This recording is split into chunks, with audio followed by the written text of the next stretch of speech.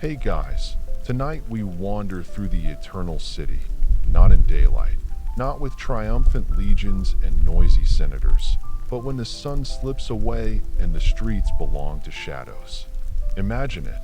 You're standing in Rome as twilight pools across rooftops, the last shards of sun bouncing off marble temples like liquid fire. For a moment, it feels cinematic, almost too polished. Then reality taps your shoulder. The cobblestones are uneven. The air smells of olive oil mixed with horse dung, and you probably wouldn't survive 5 minutes without a local guide. Still, you're here, easing into the evening rhythm, half curious, half cautious. So, before you get comfortable, take a moment to like the video and subscribe, but only if you genuinely enjoy what I do here. And hey, drop your location and local time in the comments. I love knowing whether you're listening from a midnight bedroom in New York, a dawnlit train ride in Mumbai, or maybe right here in Rome at 3 a.m. now. Dim the lights, maybe turn on a fan for that soft background hum, and let's ease into tonight's journey together. The first thing you notice is how the city exhales when the sun dips. During the day, Rome is a furnace of noise.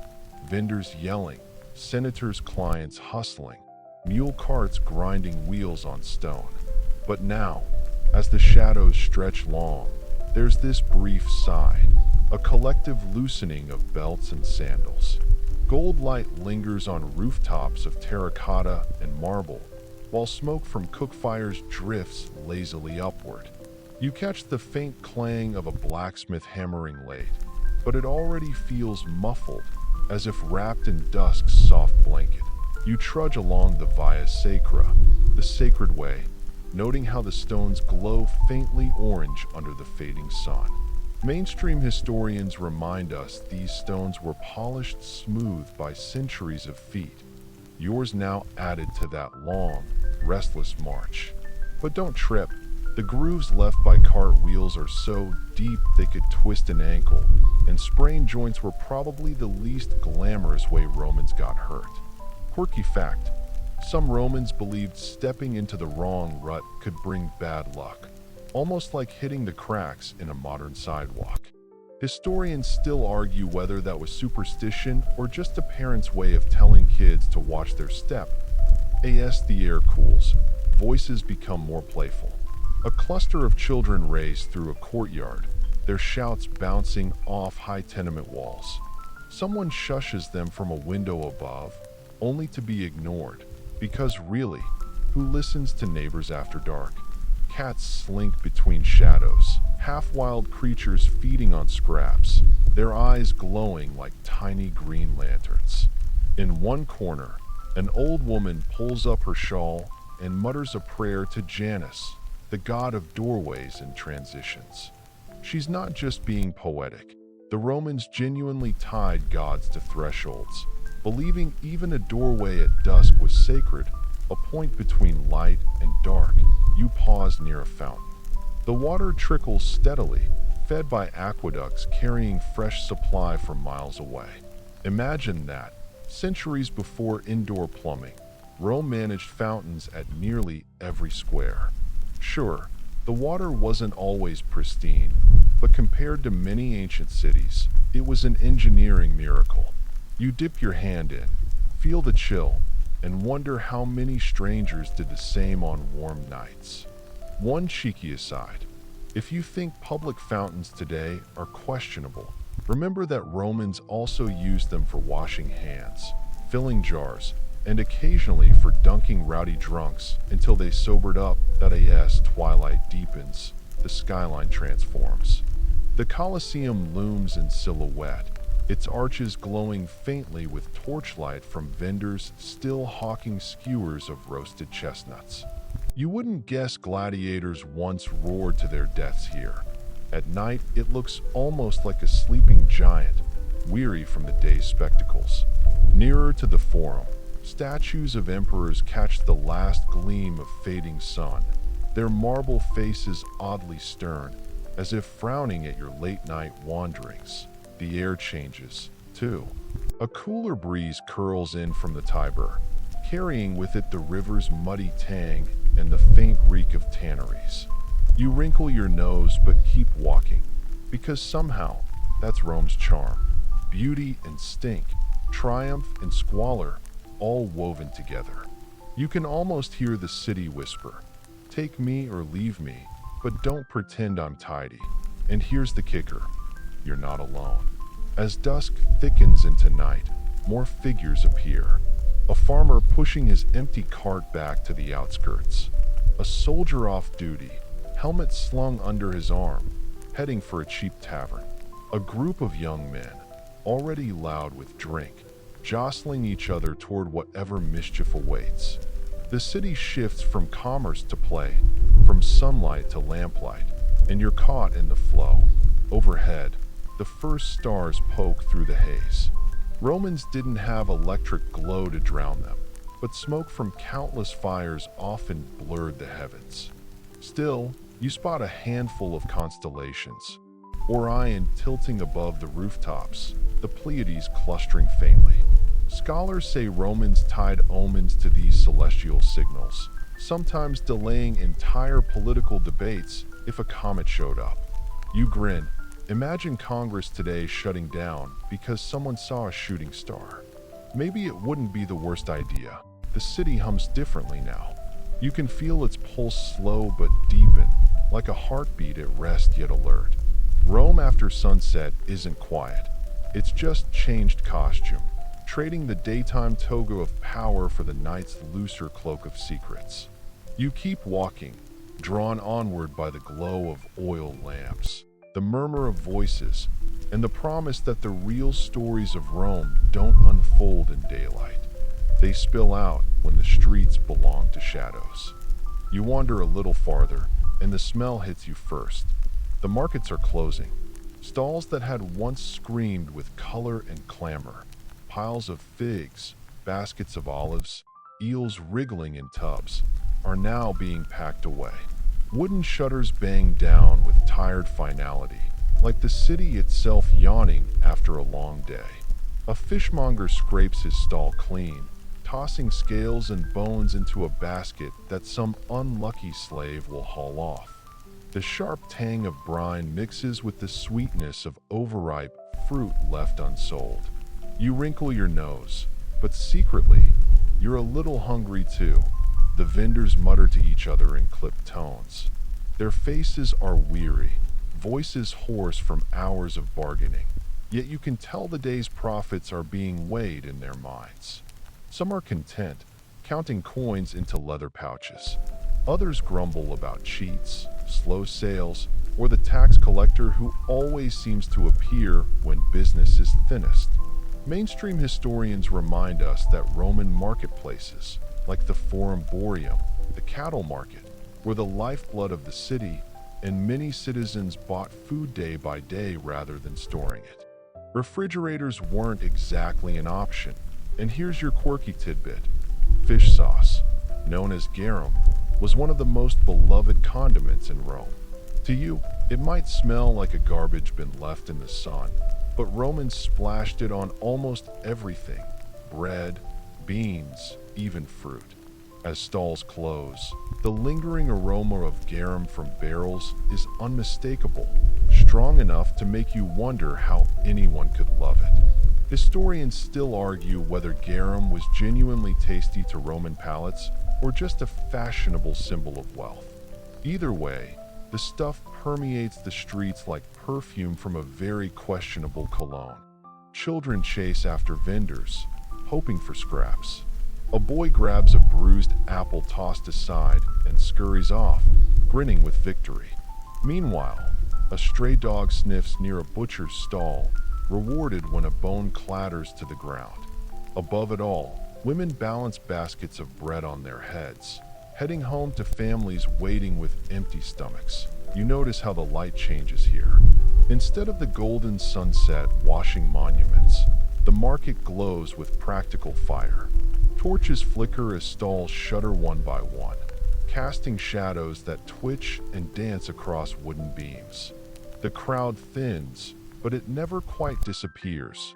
Rome doesn't do empty streets. There's always someone buying, selling, or sneaking a last deal. You pause at a baker's stall. Though he's sweeping crumbs into a basket, the air still smells like warm bread. Flat loaves, round rolls, some stamped with unique markings that identified the bakery. Romans like their carbs personalized. The baker's apprentice glares at you, as if you're about to filch a loaf, and you take the hint to keep walking. The clamor softens, but doesn't vanish. Somewhere behind you, an argument breaks out, a customer accusing a seller of shortchanging him. Voices rise, hands wave dramatically. For a second, you wonder if fists will fly, but an older woman shouts them down with such authority, you're almost tempted to hire her as your personal security guard. You take a side street, where smaller vendors pack up too: bracelets, cheap clay lamps, secondhand tunics. One merchant proudly displays a pile of sandals, the straps frayed from heavy use. Rome was a recycling culture long before the word existed. Everything got patched, reused, or resold. You wonder how many strangers' feet have marched in those shoes. Above, laundry flaps lazily in the evening breeze, still hanging from the upper levels of cramped insulae, Rome's apartment buildings. You can't help but smile. Some things never change. People still leave chores for the last minute, even if it means drying tunics under starlight. And then, just when you think the night is winding into silence, a burst of laughter erupts from a tavern doorway nearby. A vendor, pocket full of coins, heads inside, ready to spend part of his hard-earned day on watered wine and cheap stew. You're tempted to follow, but the street itself beckons. There's more to see. As you turn a corner, you glance back. The market square you've left behind still glimmers with embers, smoke curling upward, the remnants of commerce dissolving into darkness. Rome feeds itself daily, and every night begins with this ritual of packing away. The rhythm is timeless, steady, almost comforting, and yet, beneath the ordinary, you sense a pulse. These markets aren't just about food or money. They're where rumors spread, deals are struck, and power plays unfold in whispers. Who sold grain at what price? Who's cheating the scales? Who's smuggling figs from Spain? Even in this simple act of shutting down a stall, you hear echoes of empire. The logistics of feeding 1 million souls every day. So you keep walking, stepping past scattered fig leaves and muddy ruts, the night thickening around you. The stalls are gone, but the city is only beginning its second act. You follow the sound of voices rising above the soft hush of closing markets, and your feet carry you toward the nearest tavern. The Romans call them taberni, and in truth, they're less like modern pubs and more like tiny holes carved into the city's walls. By day, many sell bread or cheap goods, but at night they transform. Oil lamps glow in iron brackets, smoke curls lazily from the doorways, and the smell, oh, the smell, is an odd cocktail of sour wine, boiled beans, and too many sweaty bodies crammed into one small space. You step closer, and laughter bursts through the door. A group of laborers lean on the counter, shouting for another jug of wine. The tavern keeper, his tunic spotted with stains that could be anything from olive oil to yesterday's stew, slams down clay cups with a speed that suggests years of practice. The wine itself? Don't get excited. Most Romans drank it watered down, often mixed with herbs, honey, or even seawater to stretch the flavor. Mainstream historians agree that straight, undiluted wine was considered barbaric behavior, something only drunkards or foreigners would stoop to. Ironically, if you ordered it neat today, you'd be offending half the city. Now here's your quirky tidbit. Dice games were technically illegal in Rome, except during the festival of Saturnalia. Did that stop tavern gamblers? Not a chance. In fact, one surviving tavern graffiti reads, "I won, I lost, I burned, I got out." Sounds like a casino Yelp review from 2,000 years ago. And sure enough, on a wooden table, you spot a group hunched over, tossing dice carved from bone. Coins clink softly as bets change hands. A young man slaps the table in frustration when luck deserts him, and another laughs so hard he nearly spills his wine. You slide onto a bench in the corner, careful not to attract too much attention. Taverns weren't exactly the safest places for strangers. Pickpockets, brawlers, and the occasional con man drifted through these doors like moths to lamplight. Historians still argue whether taverns were genuine community hubs or just dangerous dens. The truth is probably both. Here, the city's classes blur a little. Freedmen rubbing elbows with soldiers, merchants complaining alongside laborers, even the occasional senator's servant sneaking in to spill gossip after hours. The tavern walls tell their own story. Rough plaster is scratched with graffiti, names, crude jokes, even doodles of gladiators with oversized swords. You chuckle quietly. It's ancient Instagram, just without the filters. One scrawl catches your eye. Lupus is a cheat. Poor Lupus. 2 millennia later, his reputation is still trashed that as you watch, a musician enters, a wiry man with a double flute. He plays a sharp, reedy tune that cuts through the chatter, and suddenly the whole room vibrates. A woman claps along, another bangs rhythm on the counter with a spoon, and within minutes, the tavern transforms into a party. For a brief second, you forget the dangers outside, but not for long. The door slams open, and in stumbles a soldier, helmet tucked under one arm, his other gripping a jug already half empty. His comrades follow, louder than the rest combined, their laughter edged with that slight menace of men who know no one will stop them. The tavern keeper serves them quickly, because when you've got swords on your belts, you rarely wait in line. You sip your imaginary cup, feeling the heat of the room rise. Oil lamps sputter as smoke thickens, and the air smells of singed wicks, sour drink, and roasted chickpeas. A fight almost breaks out over dice. One man swears the other palm to bone. Voices grow sharp. A cup shatters on the floor. But just as fists clench, the flute player strikes a different tune, loud and distracting, and somehow the tension dissolves. It's almost magical. Music saving the night from chaos. Outside the doorway, the street looks darker now. The market sounds fading entirely. But inside, the tavern pulses with its own energy. It's a reminder that Rome wasn't just marble temples and noble speeches. It was also smoky rooms, cheap benches, and men arguing over dice. One joke slips into your head. Romans diluted their wine with water, but judging by how rowdy the place is, you'd think the reverse was true.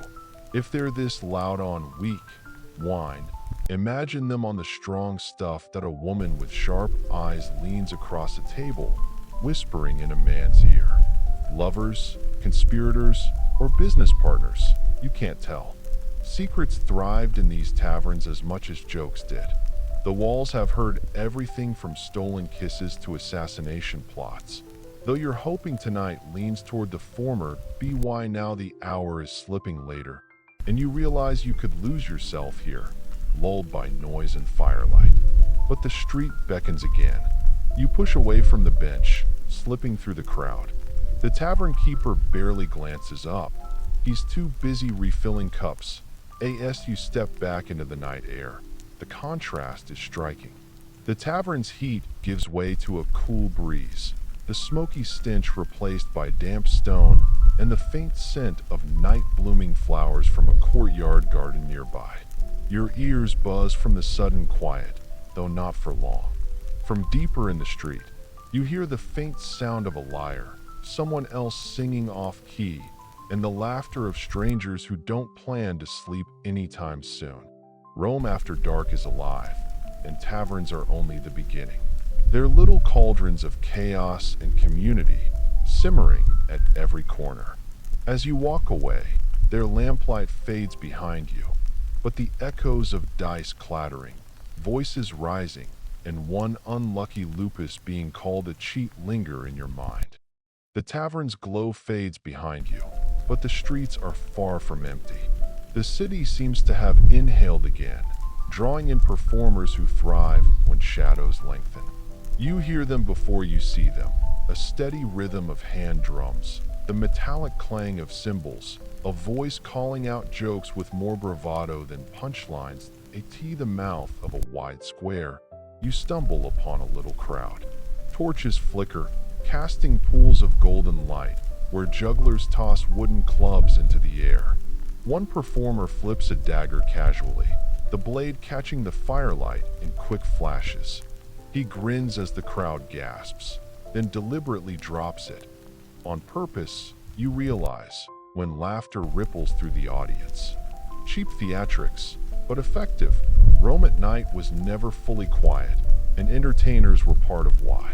Mainstream historians describe how street performers, jugglers, actors, mimes, scratched a living on whatever coins people tossed their way. They weren't officially respected. Rome reserved real prestige for theater troupes and circus games. But for the ordinary citizen walking home with a little wine in their belly, these small shows gave the streets a kind of carnival glow. You edge closer, caught by the sound of a double flute.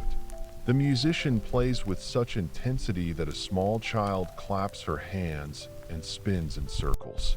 A dog joins in, barking to the beat, which earns more applause than the music itself.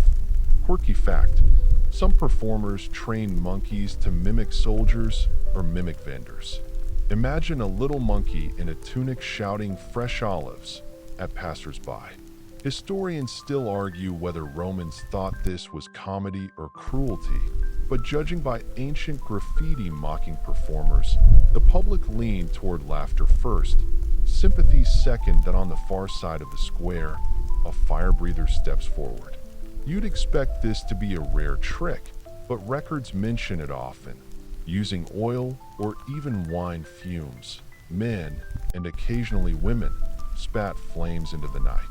The crowd gasps, children squeal, and someone shouts, "Again!"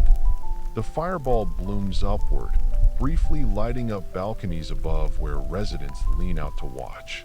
You wonder if any toga ever caught fire this way. Probably. Rome wasn't exactly known for strict fire safety. Someone passes you a clay cup, cheap wine, a few sips left. Romans weren't shy about sharing, though you wisely pretend to drink before handing it off. The crowd is too absorbed in the performance to notice. Coins jingle into a wooden bowl at the juggler's feet. A woman with silver bracelets calls out something bawdy to the flute player, and the whole crowd erupts in laughter. It strikes you that this is where Rome feels most human. Not in marble forums or Senate speeches, but in smoky torchlight where strangers laugh together over jokes so old they're probably carved in stone somewhere. You glance around at the faces. Men in patched tunics, women with shawls wrapped against the night chill, a soldier leaning on his spear but smiling despite himself. Street performances blurred the edges of class, at least briefly. Here, everyone was simply part of the show. And then, just as suddenly as it began, the energy shifts. One of the jugglers drops his club, bows dramatically, and the troupe scatters into the dark, eager to find another corner before the crowd thins. Rome's streets are vast, and so are its opportunities. Entertainment never lingers too long in one place. It chases coins like moths chase flame. You remain a moment longer. The torches sputter, smoke curling upward. The crowd disperses slowly, laughter echoing down alleys. You catch snippets of conversation, one man debating whether he should go home or find another tavern, another woman humming the flute tune as she shepherds her child. Historians still debate how dangerous it was to linger in Rome's night squares. Some sources describe them as lively hubs of harmless fun. Others paint them as breeding grounds for thieves waiting for distracted victims. Looking around, you sense both truths breathing together. The joy of shared amusement, the lurking possibility of a hand sliding into your pouch while your eyes follow the flames. You pat your side, just to be sure your coins are still there. They are for now. You remind yourself to keep one eye on the entertainment, the other on the shadows. The square grows quieter. One torch sputters out completely, leaving only the faint glow of a nearby shrine lamp. A breeze moves through, scattering ashes from the fire breather's performance. The last traces of laughter fade into the winding streets. Rome exhales again. Performers have had their moment. The crowd has moved on, and you realize the night is deepening. The safe glow of public shows is giving way to darker paths, the kind where shadows stretch long and secrets thrive. You tug your cloak tighter and step into the next street, leaving behind the warmth of laughter for the uncertainty of the alleys ahead. You turn a corner, leaving behind the echo of laughter and flute music, and suddenly the street narrows. The air feels heavier here, cooler too, as though the tall insulae, Rome's cramped apartment blocks, lean in close, shutting out what little moonlight seeps down. The main roads had their torch stands, but these twisting side alleys rarely did. Instead, shadows rule here, pooling thick between crumbling walls. Each turn like the throat of a cave, your footsteps slow. The wide squares had felt alive, bustling, but here the silence is broken only by the scurry of a rat darting across the stones. The smell is different too. Less roasted chestnut, more stagnant water, and waste tipped from upstairs windows. Somewhere above, you hear a child cry briefly, hushed by a mother's voice. Then nothing. It's the kind of place where your imagination begins to fill the dark with shapes. And maybe that's exactly how ancient Romans felt. Historians tell us the Subura district, a working-class neighborhood, was infamous for its maze of alleys. Even by daylight, it was noisy, chaotic, and packed with humanity. At night, let's just say, you wouldn't want to wander without a friend, or three. Quirky tidbit for you. Some Romans actually carried amulets or charms when moving through the streets after dark, little talismans to ward off thieves, witches, or just plain bad luck. A carved phallus was considered especially protective. Yes, you heard that right. Imagine dangling that from your neck like a lucky rabbit's foot. Historians still argue whether Romans believed these charms truly kept danger at bay, or if they were more like wearing a sports jersey for confidence. Either way, you can bet many a nervous wanderer clutched one tightly while tiptoeing through alleys like this that a soft sound catches your ear. Low voices, hushed but urgent. You freeze, pressing against the wall. Two men shuffle past, their outlines barely visible. You catch fragments. Coined at tomorrow. Nothing dramatic, just business done where fewer eyes can see. But you know other meetings weren't so harmless. Rome's alleys were places for backroom deals, stolen kisses, and sometimes blood. You keep moving. The stones underfoot are slick with something you'd rather not identify. Your hand brushes a wall for balance. The plaster flakes away, leaving chalky dust on your fingers. Overhead, a shutter creaks, then slams shut, as if the city itself is reminding you, best to mind your own business. And yet, the air hums with possibility. Rome wasn't just dangerous at night. It was alive in ways daytime never allowed. Runaway slaves hid in these shadows, plotting their next move. Lovers sneaked out, using the dark as their only cover. Thieves prowled, sure, but so did poets chasing inspiration or philosophers mumbling questions to the stars. Your heart beats a little faster as you pass a side lane, narrower still, where a single lamp flickers in the distance. For a moment, you consider taking it, but a shape stirs in the shadows, human or trick of light. You don't wait to find out. You stick to the slightly wider path. whispering a silent thanks to your modern sneakers, which would have made you a silent ninja compared to the slap of Roman sandals to dog growls behind a fence, startling you. The sound echoes down the narrow passage, and suddenly the quiet feels crowded. You push on, pulling your cloak tighter, half joking to yourself that maybe those protective amulets weren't so silly after all. Uppy, why now? You've walked long enough to notice how the city breathes differently here. The grand avenues you passed earlier had felt like the Empire's proud chest. These alleys, they're its veins, thin, dark, carrying the lifeblood of everyday Romans where senators never set foot. You recall how Juvenal, the satirist, once mocked the dangers of Rome's streets at night. Falling tiles from rooftops, drunks bumping into you, thieves eager for an easy mark. Historians still debate whether Juvenal exaggerated for effect, or if walking these alleys really was as risky as he claimed. Looking around, you're tempted to side with him. One wrong turn here, one unlucky stumble, and you'd be at the mercy of whoever chose to step from the shadows. And yet, you keep walking, because that's Rome after dark. Equal parts thrill and fear, beauty and menace. The promise that something extraordinary might be waiting around the next corner. The alley widens finally, opening onto another crossroad.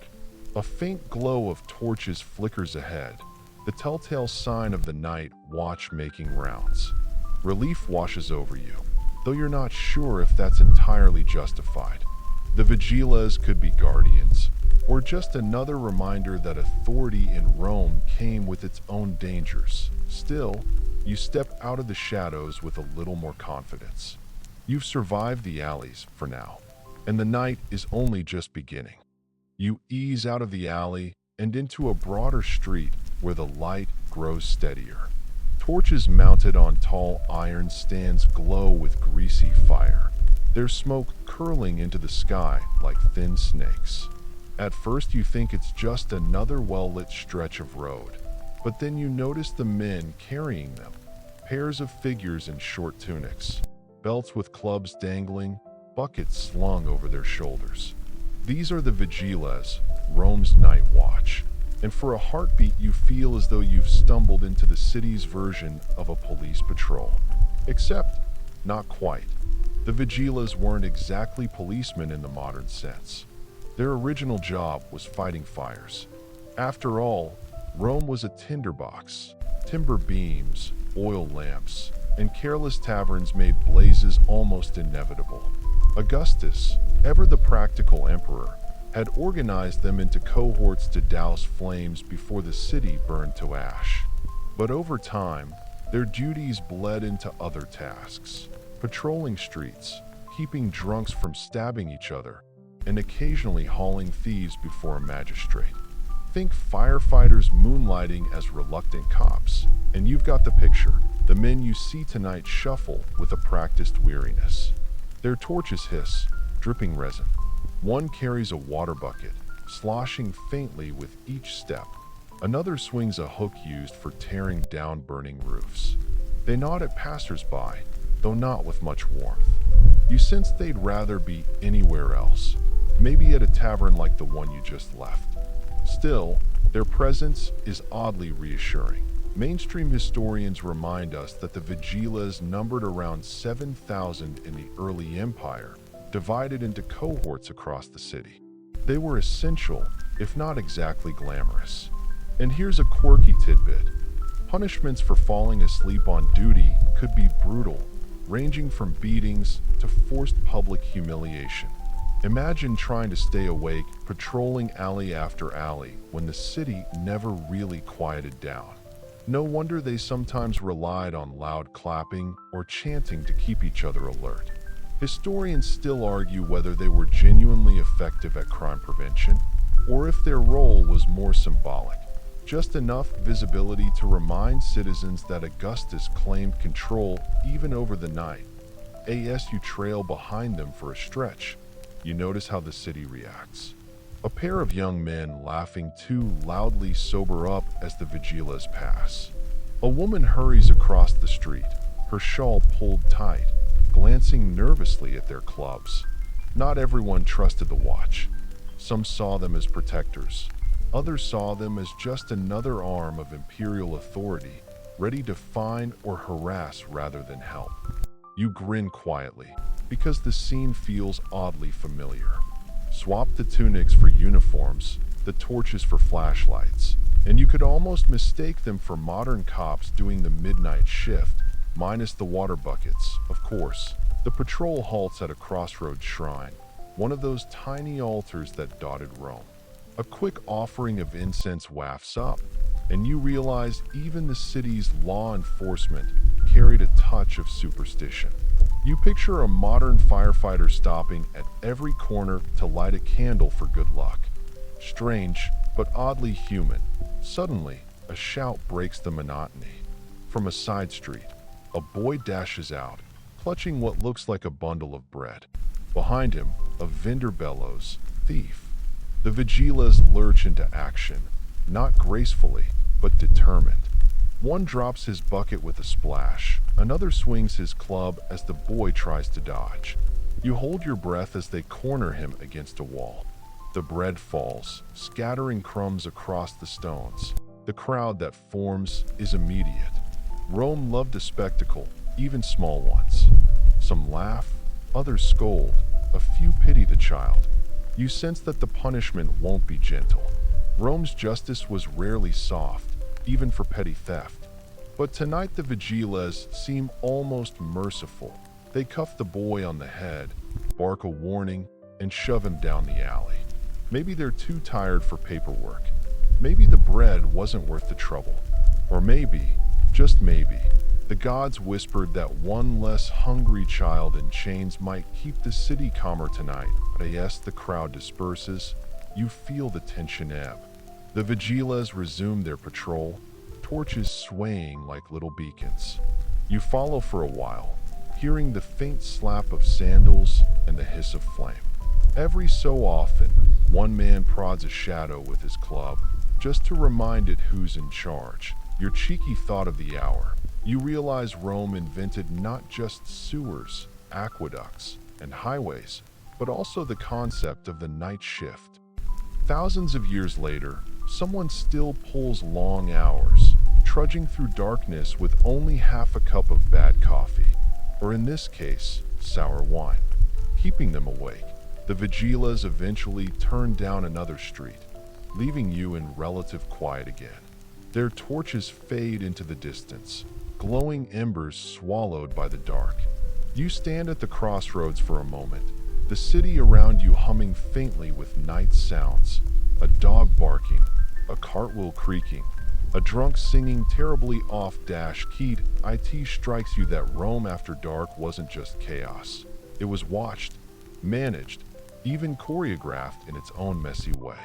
And yet, no matter how many vigilas pace the stones, shadows always seem to have the final say. You pull your cloak tighter, take a deep breath, and step onward, the night waiting to reveal its next secret.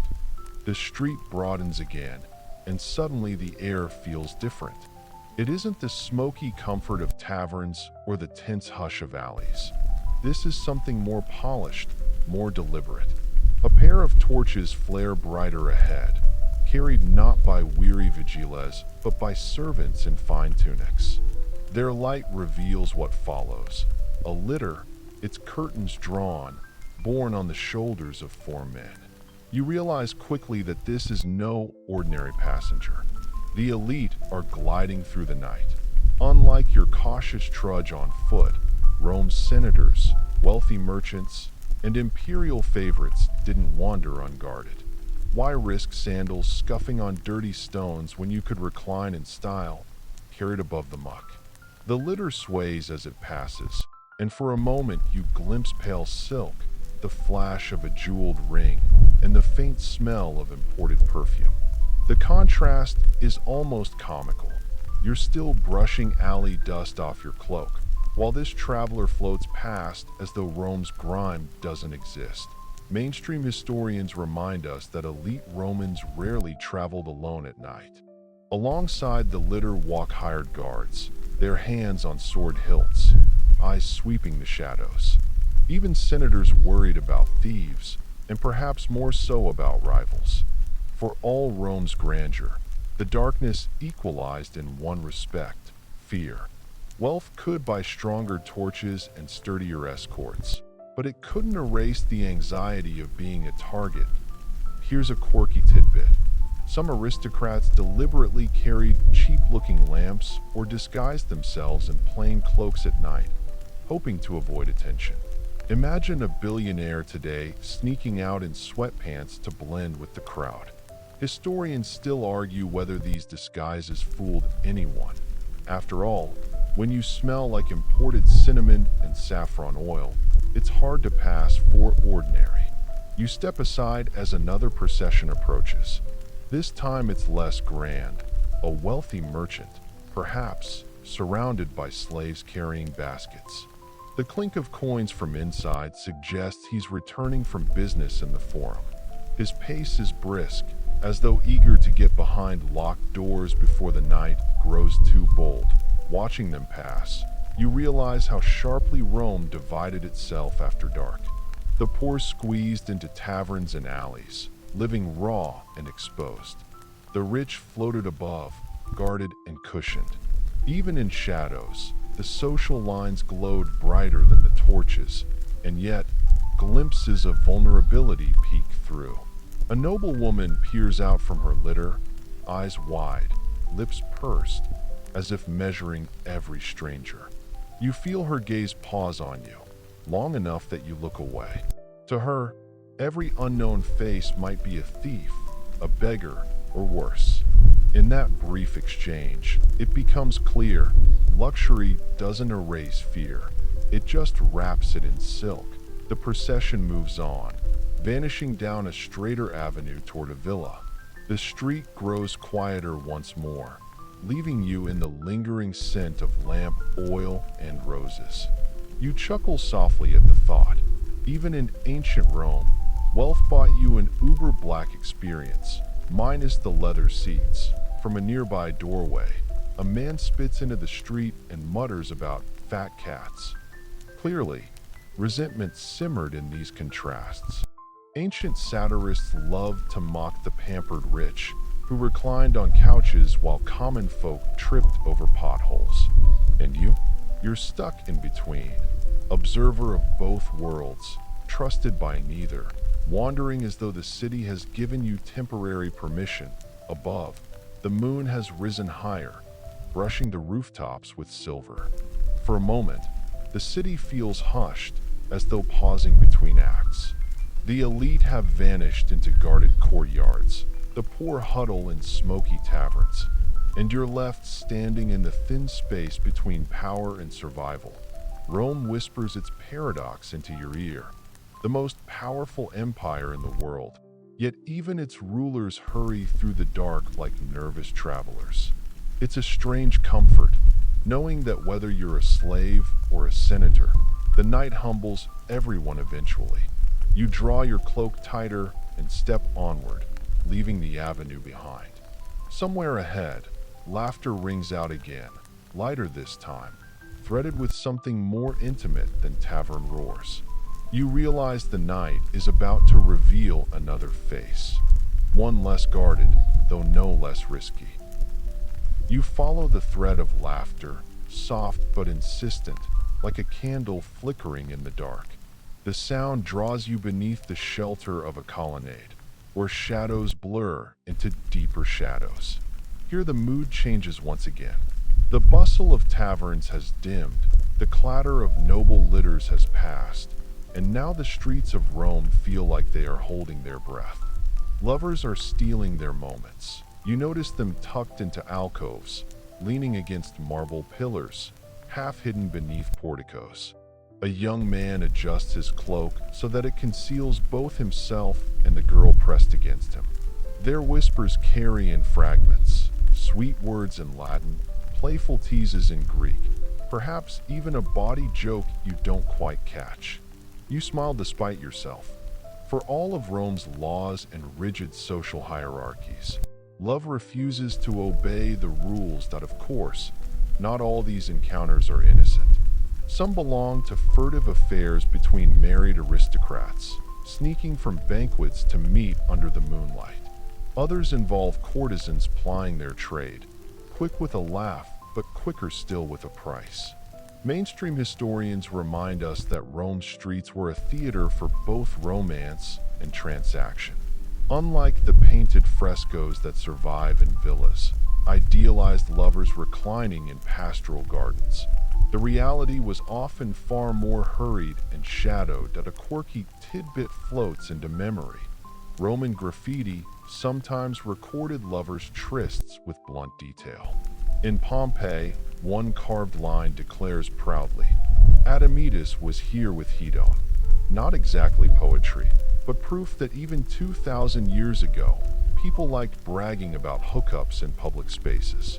You glance at a nearby wall and imagine some love-struck Roman scratching initials into plaster by torchlight. Yet, even here, danger lurks. Lovers risked exposure, scandal, or even punishment. Historians still argue whether nighttime meetings were tolerated as a common secret or harshly condemned if caught.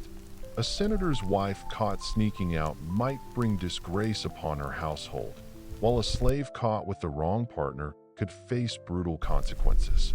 You feel a prickle of unease on their behalf. Each whisper, each kiss, is balanced on a knife's edge that a pair passes close by, their sandals brushing the stone beside you. The man carries a small oil lamp shielded with his hand, just enough to light their steps. The woman's jewelry clinks faintly, betraying wealth despite her attempt at secrecy. They vanish into a side door, and you wonder if the husband inside knows, or perhaps doesn't want to. Ancient Rome was as skilled at looking the other way as it was at enforcing laws. Meanwhile, in a nearby doorway, a different kind of romance unfolds. A group of young men sings softly, accompanied by a worn lyre. Their song drifts upward, verses about Venus, about longing, about wine. The melody is wobbly, yet it has the same effect as any late-night serenade. It wins smiles from a girl leaning over a balcony above. You chuckle, because whether it's a Roman poet or a modern teenager with a guitar, love songs have always been more enthusiasm than talent. And then there are the professional go-betweens, known as lean-ons or matchmakers. Some flitted through these colonnades, arranging secret meetings for a fee. You imagine one lurking nearby, whispering instructions like a fixer in a spy film. Wait until the third torch passes, then slip through the doorway. For a society obsessed with status and appearances, the demand for such services was endless. The city itself seems to encourage intimacy. The warm night air, the dim glow of torches, the scent of crushed herbs underfoot. It all conspires to make you lower your guard. And yet you know too well how fragile this bubble is. A patrol of vigilas could turn the corner at any moment, their torches scattering lovers like startled birds. For a second you almost expect it, the sudden bark of a command, the slap of sandals against stone. But the night holds its silence. You keep walking, watching couples fade into doorways and vanish beneath cloaks.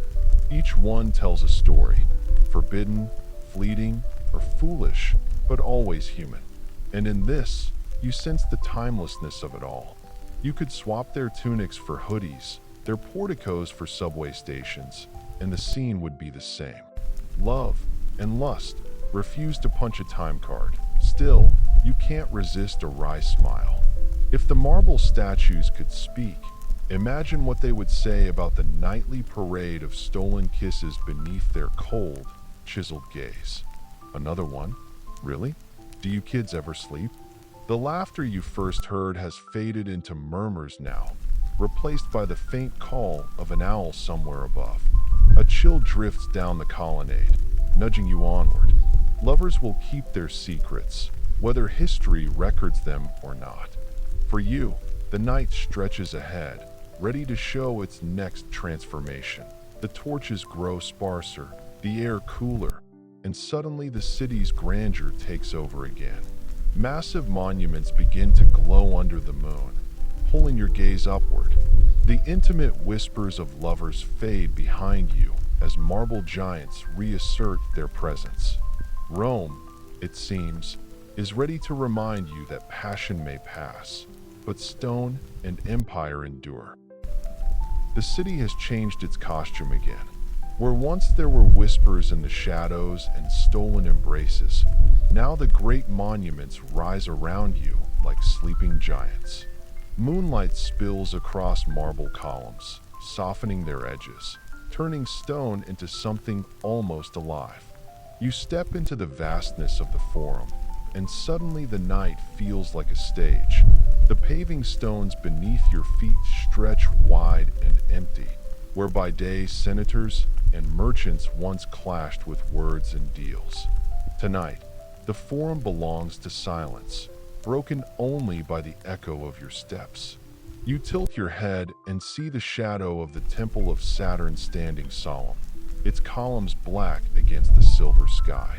Mainstream history reminds us this temple once guarded Rome's treasury, the literal heart of empire funds locked away under heavy watch. Imagine sneaking past with your lantern at night, knowing the entire wealth of a civilization sat in stone vaults below. A quirky tidbit. Stray cats in Rome today are often found perched on ruins like these, lording over tourists.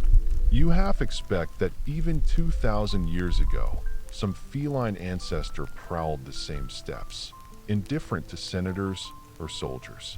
You glance at the broken steps and almost catch a tail flicking in the shadows. But the Forum at night isn't just silent reverence. It holds memories of politics at their loudest, of speeches booming across the square. Cicero's voice once thundered here, accusing, persuading, defending. Now his words are gone, and only the stones hold the echo. Historians still argue whether the nighttime Forum was truly deserted or occasionally used for secret meetings. Some whisper it was the perfect place for conspirators. After all, who would expect treason plotted beneath the gaze of Jupiter's temple? You walk further, and the arch of Septimius Severus looms, its reliefs etched with triumphal battles. By day, the carvings seem harsh and boastful. At night, the shadows soften them, making the soldiers look less like conquerors and more like weary men frozen mid-march. You run your fingers along the grooves of the stone, marveling at how much detail remains after centuries.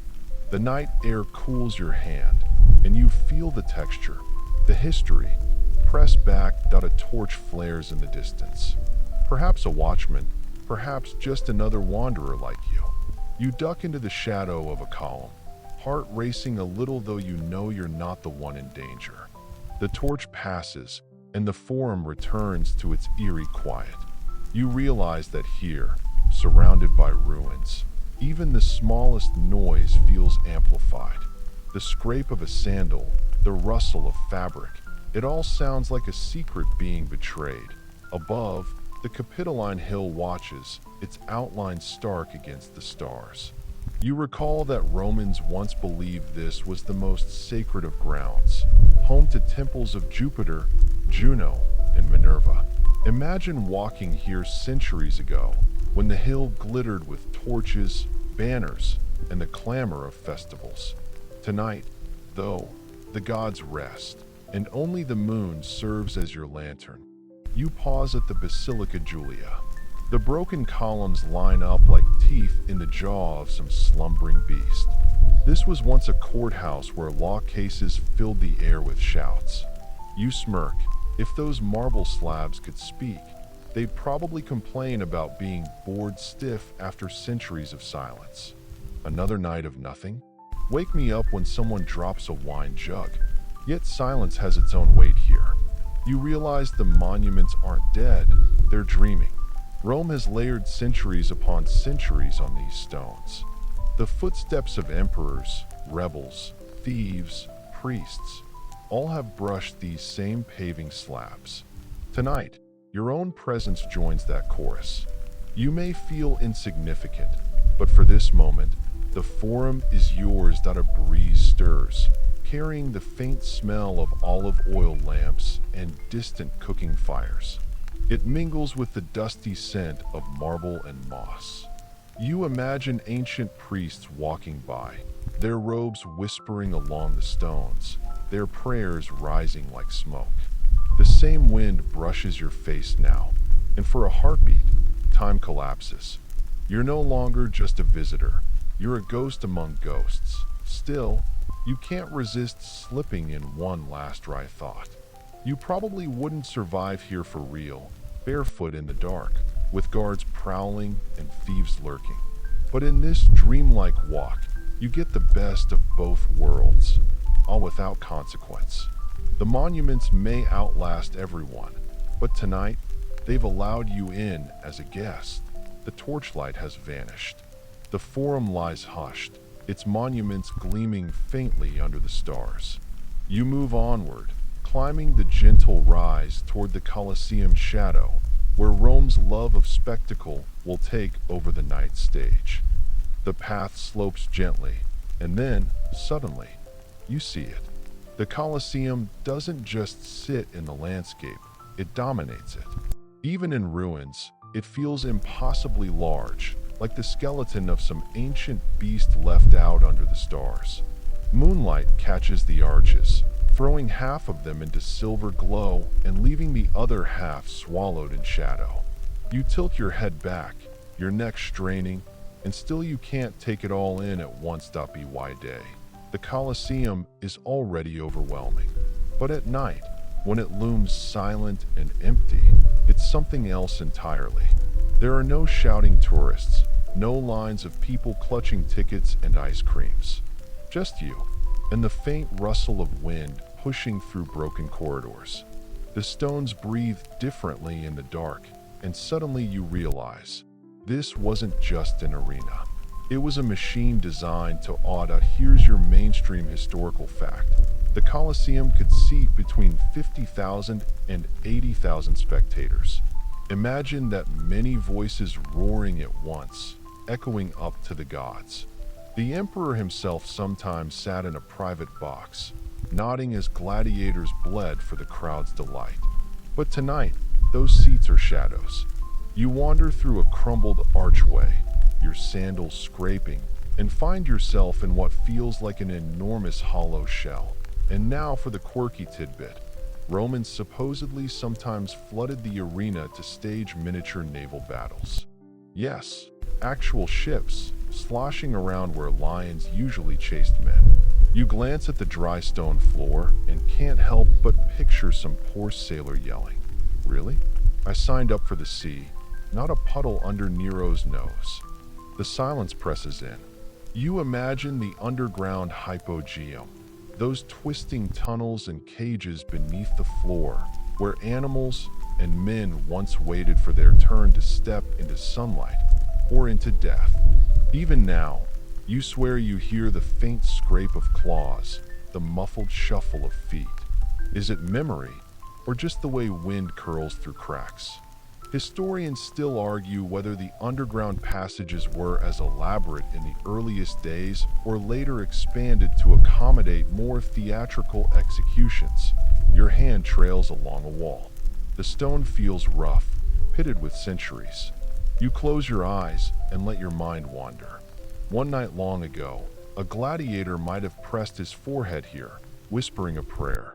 Maybe he asked for strength, maybe for mercy, maybe just for the crowd to chant his name. You step back, imagining what it must have been like to emerge into the arena, blinded by sunlight, deafened by the roar. But tonight there's no roar, only your footsteps, echoing faintly upward. You joke to yourself, well, at least I don't have to fight a lion. That's a win. Still, the hush makes the place feel alive in a different way. Without the distraction of blood and spectacle, you sense the architecture itself flexing its muscles. This wasn't just sport, it was propaganda in stone. Rome showing its people, and the world, that nothing was too big for its ambition. You glance up again at the night sky, framed by arches. Some stars peek through gaps where stone once rose higher.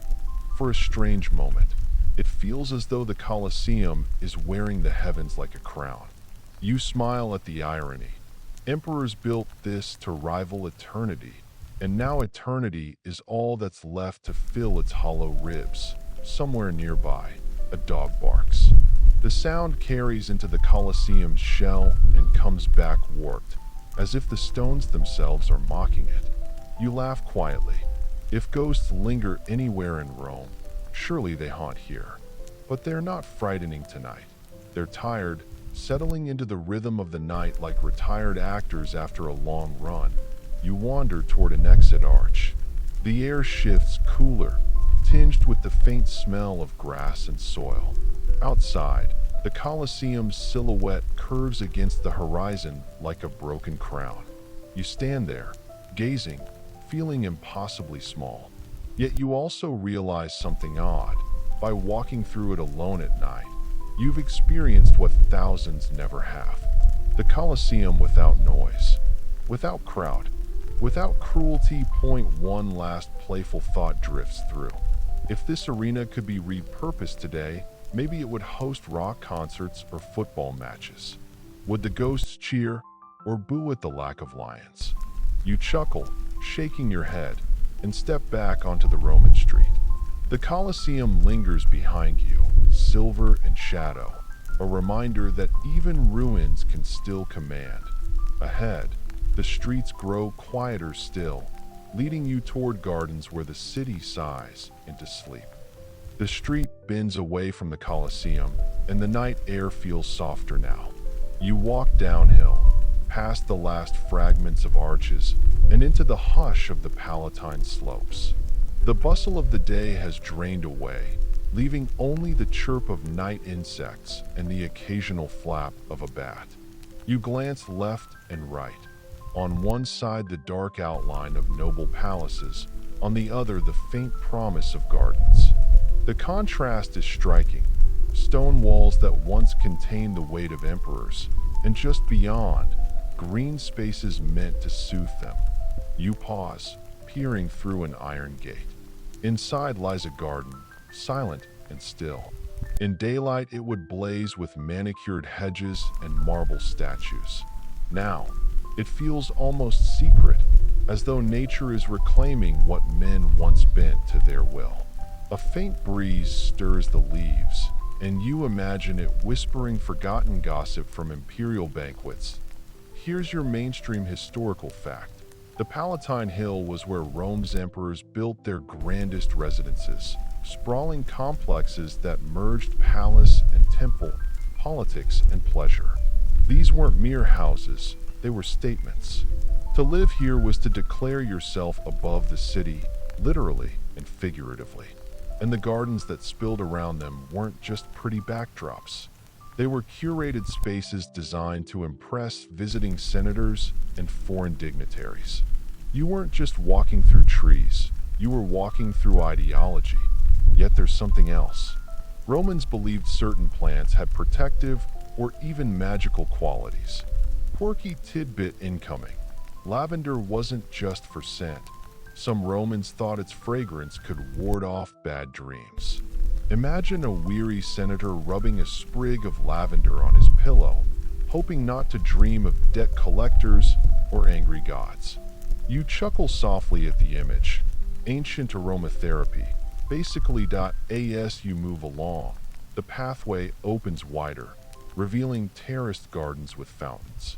The water has long since dried, but you can almost hear the trickle and splash.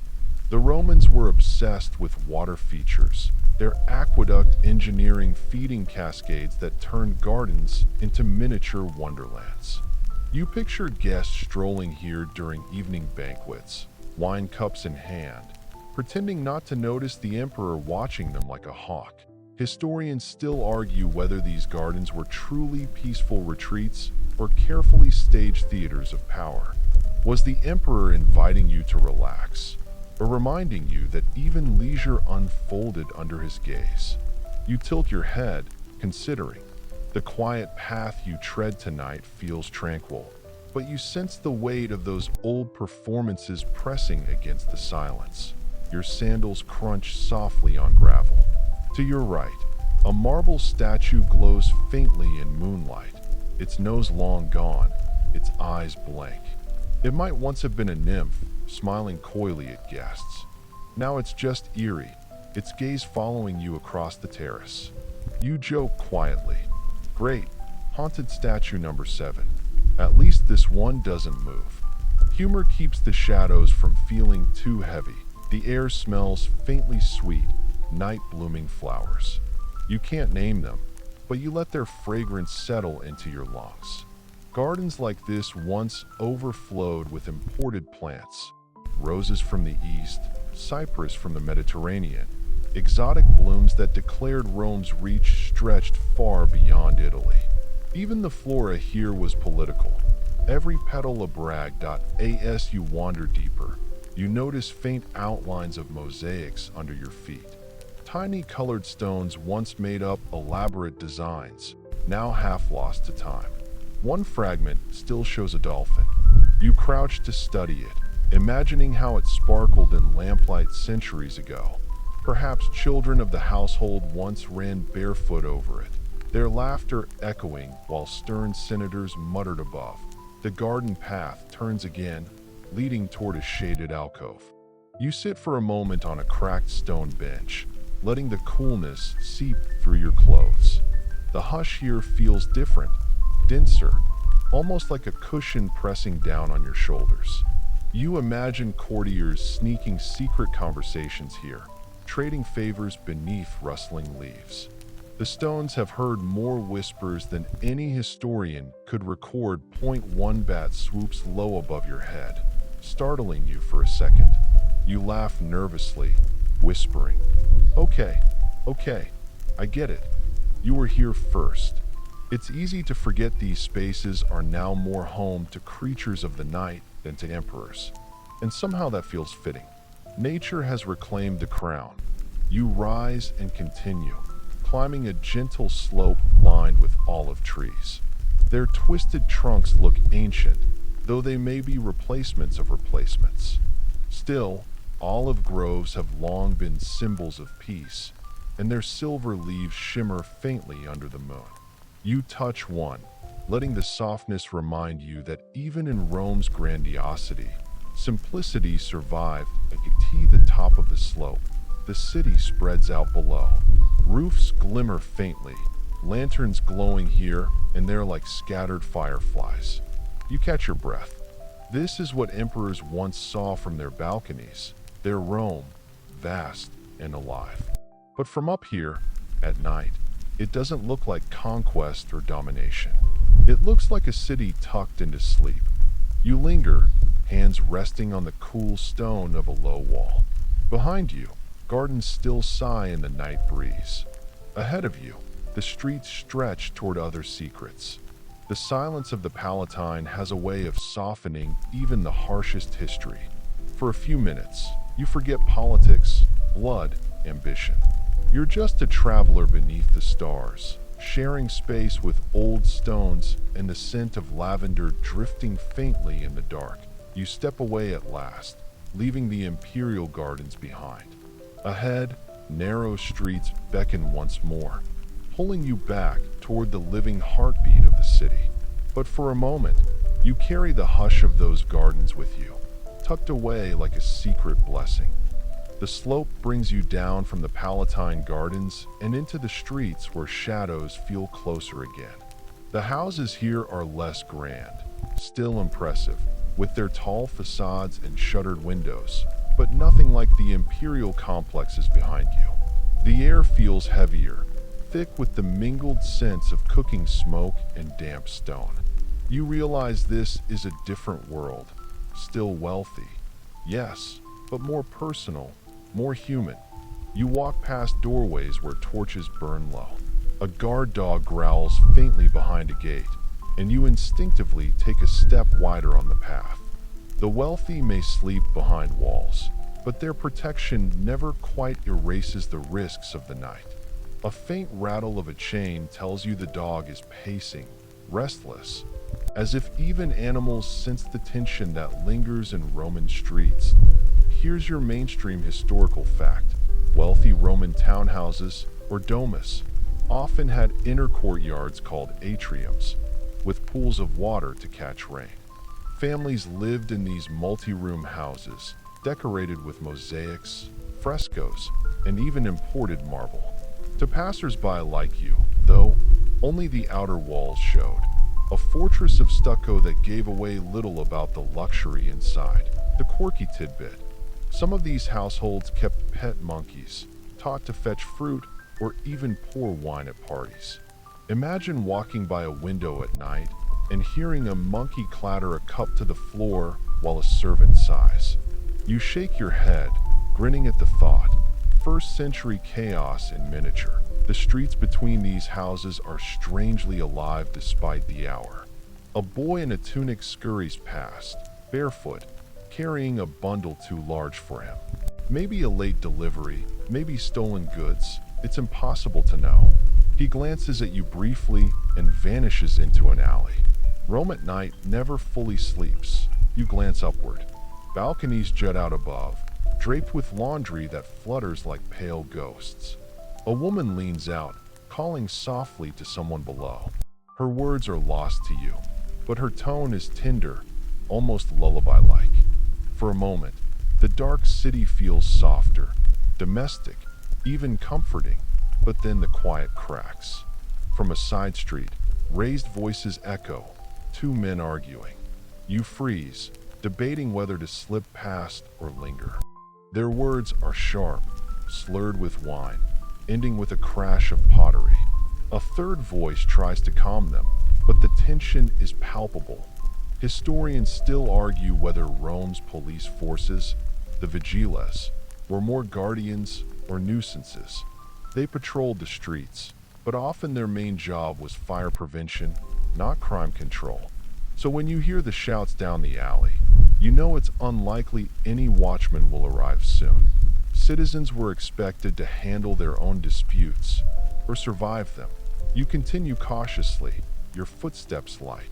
The smell of spiced stew drifts from an open window, and your stomach tightens with longing.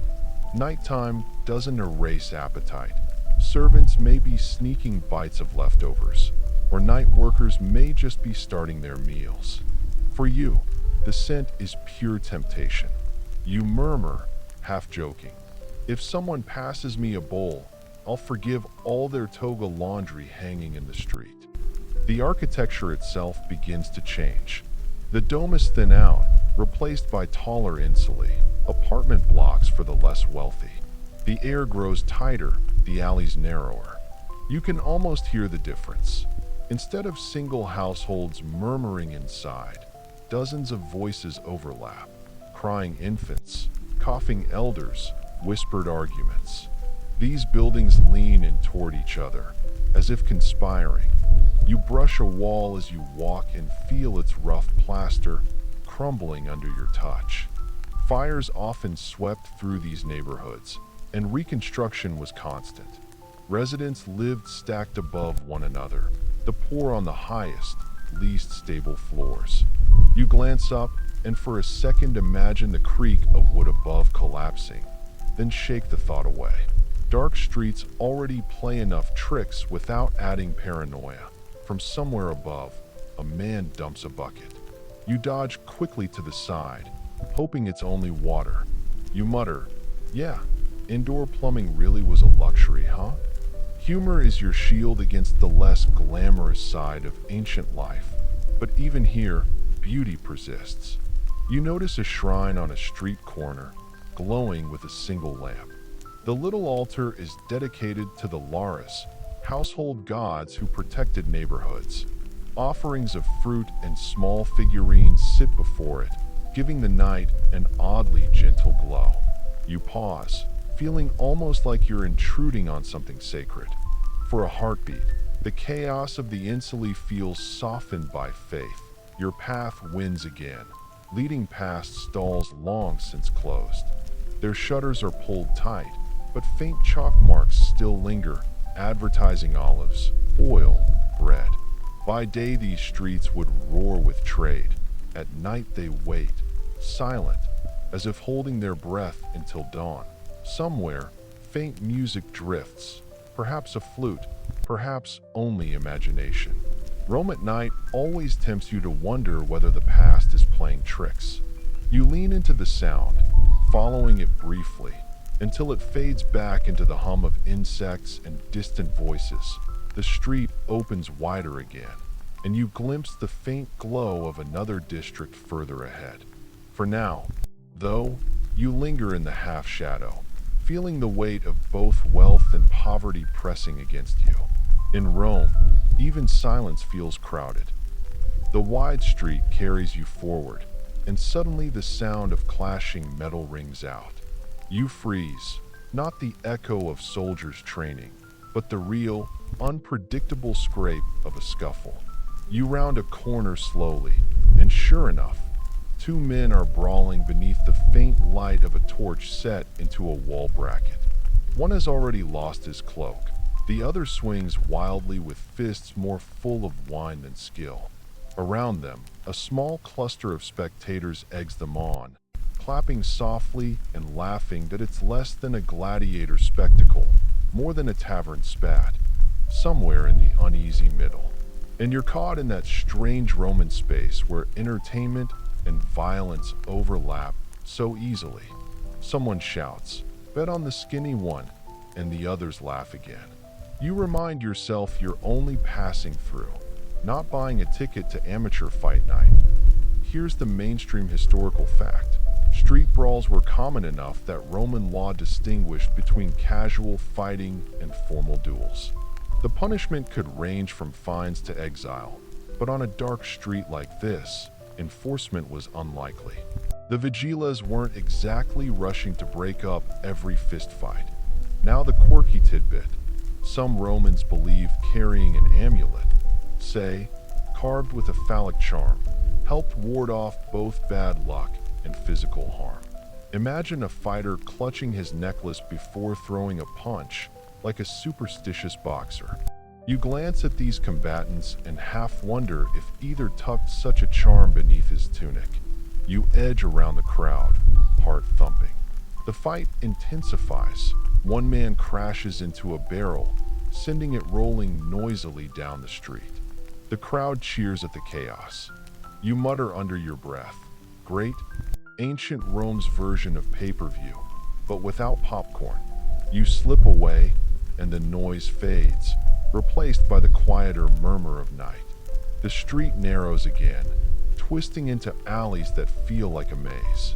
High walls loom, their surfaces marked with graffiti, declarations of love, insults, political slogans. You run your fingers lightly over one scratched phrase. Historians still argue whether graffiti counted as legitimate political discourse or mere vandalism. For you, in the dim light, it feels like voices whispering through time, scrawled notes left in desperation to be seen. The air here is sharper, tinged with smoke. You follow the smell and soon see it. A small tavern, its doorway glowing warmly, voices spilling out. Inside, laughter bursts, accompanied by the unmistakable sound of dice clattering. Roman taverns, or papyri, were magnets for trouble. You linger by the door, peeking in. Inside, men in worn tunics hunch over tables, eyes locked on their games. A woman serves wine from a clay jug, her motions practiced, her gaze sharp. A dog sleeps under one table, occasionally twitching. The patrons roar at a winning throw of dice. For a moment, you consider stepping inside, then shake your head. Your luck with dice might leave you without sandals. Instead, you lean against the wall outside. The warmth of the tavern seeps into the street. You hear a snippet of song, slurred but cheerful, about Mars the warrior god and his fondness for taverns too. You smirk. If the god of war also needed a pint to unwind, maybe Rome really was just like us. You push onward. The path dips lower, toward an underpass where the air cools abruptly. Water trickles somewhere, echoing off stone. The faint glimmer of torchlight reflects on damp walls. This isn't a place for loitering, you can tell. The scent is metallic, and the silence too complete. You quicken your pace, footsteps brisk, almost echoing louder than you'd like. Out of the darkness, a beggar stirs. His voice cracks as he calls for a coin. You glimpse his shape, huddled in rags, and the hollow look of someone who's slipped through Rome's layers of wealth and status. You hesitate, feeling both pity and wariness. In Rome, giving alms could mean goodwill, or marking yourself as an easy target. You drop a small copper near him and keep walking. Behind you, his thanks dissolves back into the shadows. The city breathes differently here, slower, heavier. You think about how many untold lives filled these streets. Laborers, wanderers, hustlers. Rome's glory, after all, wasn't built on marble alone, but on backs you rarely hear praised in monuments that a cat darts across your path, startling you into a half-laugh. Its eyes flash in the torchlight before it disappears into an alley. You mutter, good luck, bad luck, or just a cat being a cat. Depends which historian you ask. By now, you sense the rhythm of the night. Rome shifts constantly between danger and intimacy, noise and silence, chaos and ritual. The scuffle, the tavern, the beggar, the graffiti, they're all pieces of a living, breathing city that refuses to sleep. You keep moving, letting it carry you deeper, one uneven stone at a time. The air grows heavier, almost damp, as you continue. The street tilts downhill, leading you toward the river. The faint roar of water grows with each step, a steady, low pulse beneath the night. You draw in a breath, and it smells of silt, wet stone, and the faint tang of fish. Unmistakable signs that the Tiber waits just ahead. When you reach the embankment, the city opens into a quieter, broader space. Torches line the walkway in irregular intervals, their flames small, flickering against the vast dark. The river itself glimmers with moonlight, a silvery ribbon shifting restlessly under the sky. The water carries whispers of trade, barges moored against the banks, ropes creaking, cargo tarps flapping lightly in the breeze. You pause, watching the current swirl like a living thing that hears your mainstream fact. The Tiber was not only Rome's lifeline for trade and transport, but also its sewer. The Cloaca Maxima, one of the world's earliest drainage systems, emptied directly here. Imagine the duality. Graceful barges floating on the same river that carried the city's waste. And the quirky tidbit, Romans believed the river had its own divine spirit, Father Tiberinus, who sometimes appeared in dreams to offer warnings or blessings. You glance at the restless water and murmur, if Tiberinus pops up tonight, I hope he's more into bedtime stories than flooding threats. The bank is quieter than the alleys behind you, though not without presence. Fishermen crouch near the edges, lanterns low, nets drifting in the water. One glances up at you, nods without a word, and turns back to his task. A few boys run along the bank, chasing each other, laughter sharp against the hush of night. Their sandals slap against the stones, and then they vanish into the dark, like spirits of the riverbank. Historians still argue whether the Tiber was more blessing or curse. It brought trade and fresh supplies, but also floods that could swallow districts whole. Standing here, the water looks capable of either a provider or a destroyer, depending on its mood. You walk further, past warehouses looming like hulking shadows. Their doors are barred for the night, but faint noises inside suggest guards or laborers still awake. The air smells of olive oil and grain, stored for Rome's endless hunger. A rat skitters along the edge of a wall, tail flashing before it disappears. You can't help but joke softly. Well, there's your true ruler of the Tiber district. The stone embankment narrows ahead into a small bridge. You step onto it, the wooden planks creaking faintly. From the center, the view expands, the city rising behind you, the far bank lined with more lanterns, and beyond, the faint outline of the Aventine Hill, looming dark and watchful. The bridge feels like a boundary between worlds. Behind you, the bustling, brawling city. Across the water, something quieter, almost rural that a breeze picks up, ruffling your tunic.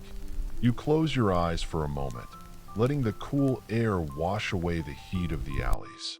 The sound of the river fills your ears, soothing, steady. For a brief stretch, the city's tension loosens, and you feel what Rome's night might offer at its gentlest, a lullaby made of water and wind. But of course, peace never lasts long here. A voice suddenly rises behind you. Two men approaching along the bridge, their words slurred, their laughter sharp. You step aside, letting them pass, their wine-heavy conversation drifting over you. They argue about the price of fish at market, one swearing it was cheaper last week. You smile inwardly. Rome's eternal debate. Inflation then as now. Once they vanish into the dark, you resume your walk, the planks steady under your steps. Somewhere downstream, a dog barks, its echo carried on the water. Upstream, you think you hear the splash of oars, though you can't see the boat. It leaves you with the sense that the river holds far more secrets than it ever reveals at once. You descend from the bridge back onto a quieter street. It feels late now, later than your body wants to admit. The stones under your feet seem heavier, the night softer. Yet Rome continues to hum, restless even in its sleep. You remind yourself, this city, this empire, never truly powers down. The Tiber's flow is only one reminder that everything moves here, always. The lamps burn lower, their flames smaller. A chill settles into your shoulders. You walk slower now, half lulled by the rhythm of water, half aware that dawn is still hours away. Somewhere in the distance, a rooster crows prematurely, confused or ambitious. You chuckle under your breath. Go home, buddy. It's not your shift yet. And the city exhales again.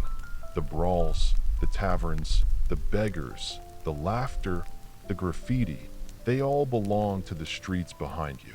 But here, with the Tiber beneath your gaze, Rome feels ancient, eternal, and strangely personal. The air grows heavier, almost damp, as you continue. The street tilts downhill, leading you toward the river. The faint roar of water grows with each step, a steady, low pulse beneath the night. You draw in a breath, and it smells of silt, wet stone, and the faint tang of fish. Unmistakable signs that the Tiber waits just ahead.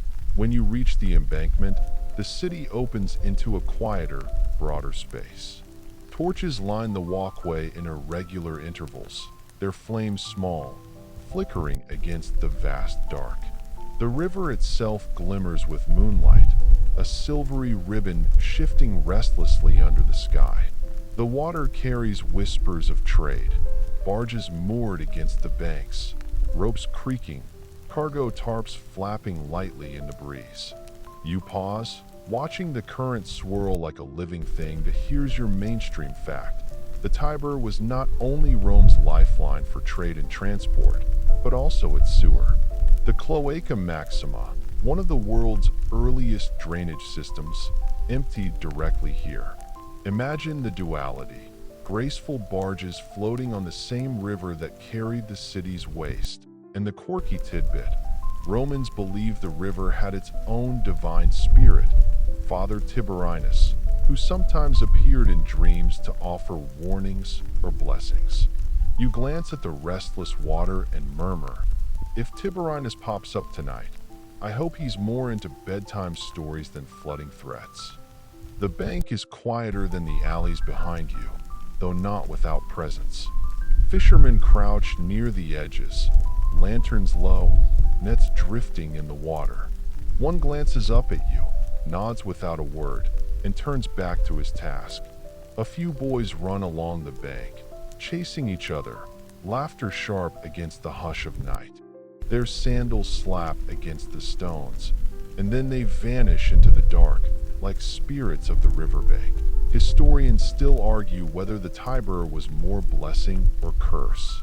It brought trade and fresh supplies, but also floods that could swallow districts whole. Standing here, the water looks capable of either a provider or a destroyer, depending on its mood. You walk further, past warehouses looming like hulking shadows. Their doors are barred for the night, but faint noises inside suggest guards or laborers still awake. The air smells of olive oil and grain, stored for Rome's endless hunger. A rat skitters along the edge of a wall, tail flashing before it disappears. You can't help but joke softly. Well, there's your true ruler of the Tiber district. The stone embankment narrows ahead into a small bridge. You step onto it, the wooden planks creaking faintly.